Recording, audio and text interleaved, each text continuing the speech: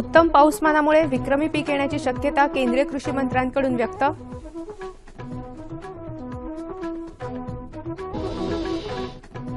शेतीला पूर्णवेळ वीज देण्यासाठी रोहित्र सौर ऊर्जेवर चालवणार मुख्यमंत्री. आणि शेतकऱ्यांच्या मदतीसाठी सिन्नर बाजार समितीचा पुढाकार.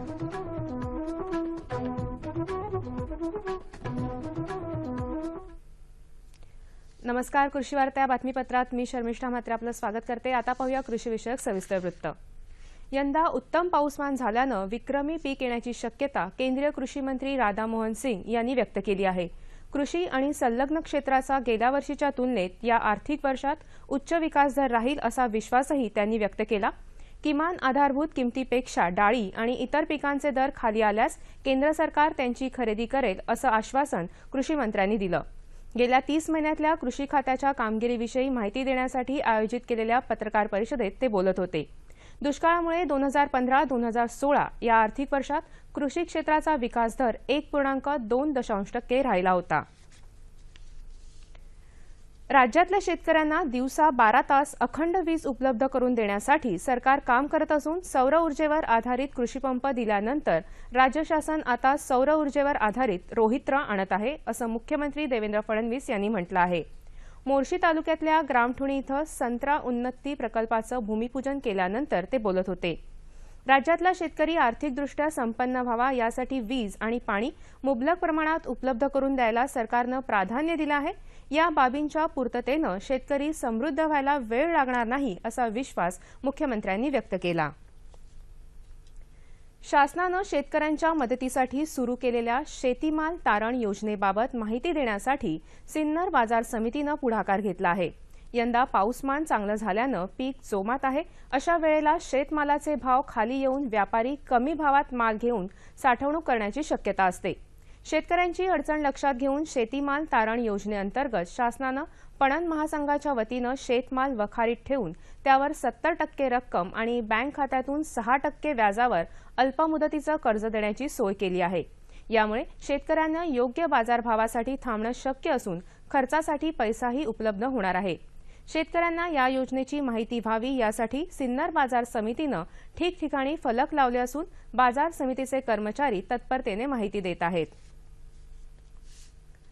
कोणत्याही पिकाच्या चांगल्या उत्पादनासाठी व्यवस्थापनाची गरज असते.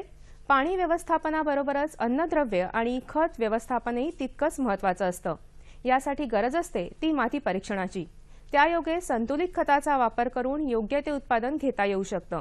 याविषयी अधिक जाणून घेऊया करमाळा तालुक्यातील शेतकरी बाळासाहेब बळी यांच्याकडून. माती परीक्षण करणं ही सर्वात काळाची गरज आहे. शासनानं सध्या प्रधानमंत्री जमीन आरोग्य पत्रिका करायची ठरवलेली आहे.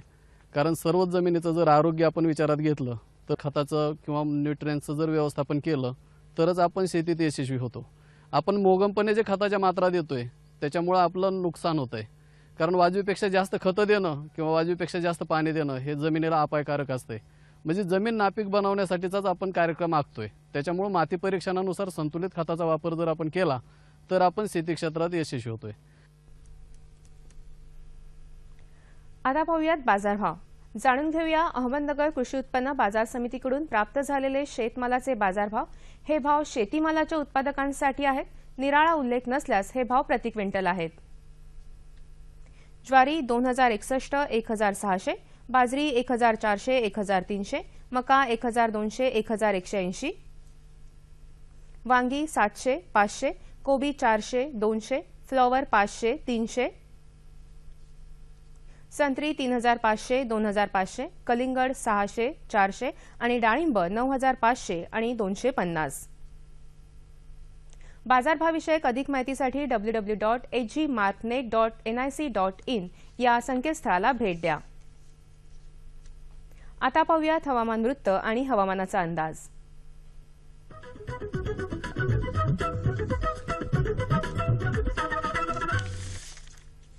नमस्कार. राज्याच्या हवामानाचा आढावा. गेल्या 24 तासात संपूर्ण राज्यात हवामान कोरडे होते. राज्यात सर्वात कमी तापमान 8.6 अंश सेल्सिअस जळगाव येथे नोंदवले गेले. हवामानाचा अंदाज. पुढील 5 दिवसात राज्यात हवामान कोरडे राहण्याची शक्यता आहे. येत्या 48 तासात राज्यात किमान तापमानात फारसा बदल संभवत नाही. शेतकरी बांधवांसाठी हवामानावर आधारित कृषी सल्ला.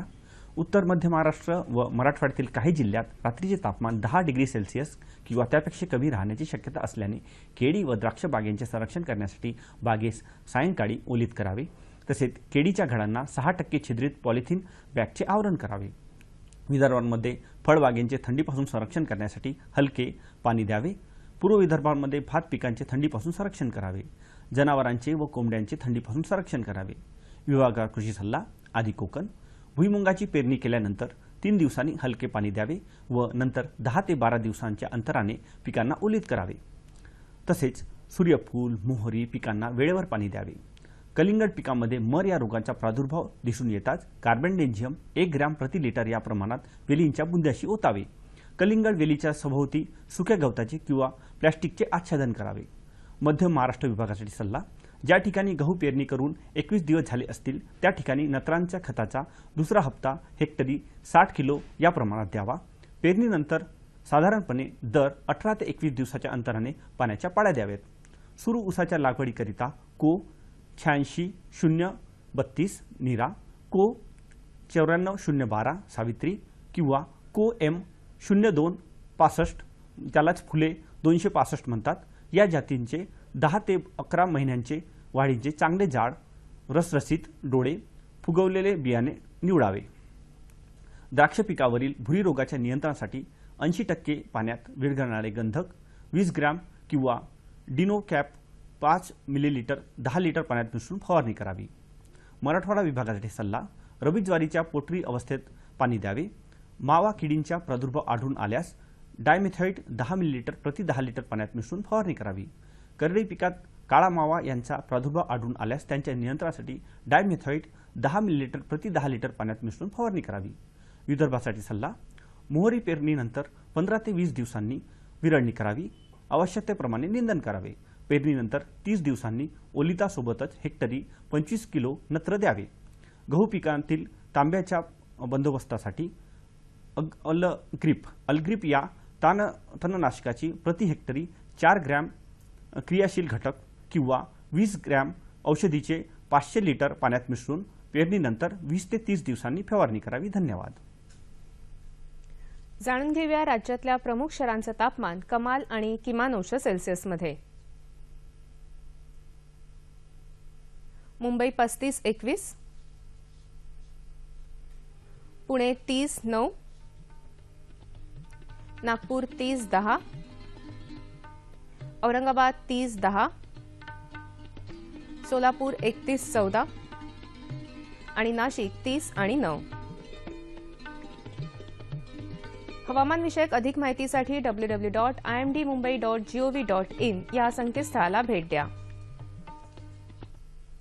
याबरोबरच आजच्या कृषी वार्ता संपल्या. पुन्हा भेटूया पुढील कृषी वार्तामध्ये. तोपर्यंत नमस्कार.